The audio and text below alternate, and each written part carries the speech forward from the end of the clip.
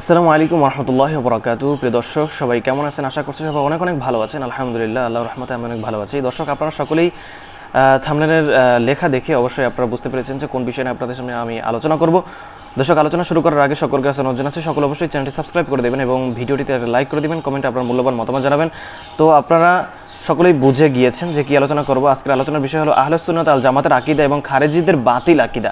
আহলে সুন্নাত আল জামাতের আকীদা কি? 1 নম্বর, কোরআন ও হাদিস মোতাবেক ফয়সালা করার জন্য মানুষকে রায়দাতা মনোনীত করা জায়েজ। এটা হলো আহলে সুন্নাত আল জামাতের আকীদা। 2 নম্বরে খারেজিদের আকীদা। খারেজিদের আকীদা এটা যে কোনো ব্যাপারে মানুষকে রায়দাতা মনোনীত করা কুফর।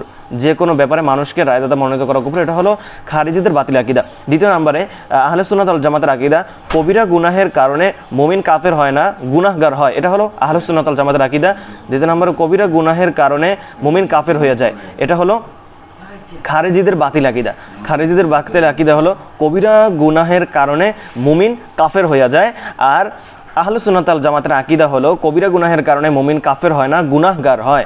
3 নম্বরে আহলে সুন্নাত আল জামাতের আকীদা হলো গুনাহগার তওবা না করিলেও তাহাকে কতল করা জায়েজ নয়। গুনাহগার তওবা যদি না করে, গুনাহগার যদি তওবা না করে তাহলেও তাকে কতল করা জায়েজ নয়। আর খারেজিদের বাতিল আকীদা হলো গুনাহগার তওবা না করিলে তাহাকে কতল করা জায়েজ।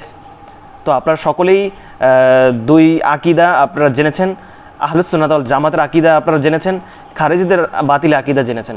এখন আপনারা কোন বিষয় নিয়ে আপনারা কোনটা মেনে চলবেন সেটা আপনারা অবশ্যই কমেন্টের মাধ্যমে জানাবেন, এবং কোন আকীদা আপনাদের কাছে ভালো লেগেছে আপনারা অবশ্যই কমেন্টের মাধ্যমে জানাবেন।